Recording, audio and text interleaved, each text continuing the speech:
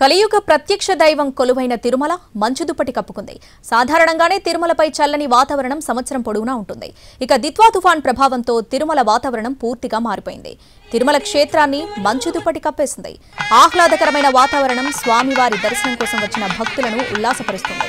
స్వామివారి దర్శనం దివ్య అనుభూతిని కలిగిస్తుంటే వాతావరణం భక్తులకు పర్యాటక అనుభూతిని మిగిలిస్తుంది.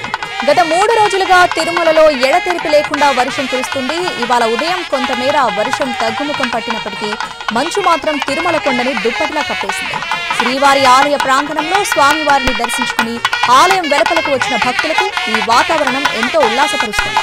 తిరుమల క్షేత్రంలో దుప్పటిలా కప్పేసిన మంచు భక్తులను ఉల్లాసపరుస్తుంటే ఘాట్ రోడ్డులో మాత్రం కొంచెం ఇబ్బందికరమైన పరిస్థితులు కలిగిస్తుంది. తిరుమలకు వెళ్లే ఘాట్ రోడ్ అలాగే కిందకు దిగే రోడ్డులో అనేక మలుపులుంటాయి.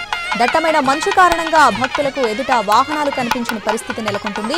ముందు వెళ్తున్న వాహనాలను కూడా గుర్తించలేని విధంగా మంచు కప్పేస్తూ ఉండటంతో ఫాగ్ లైట్ వెలుగులోనే వాహనాలు నడపాలంటూ వాహనదారులను టీటీడీ అప్రమత్తం చేస్తుంది.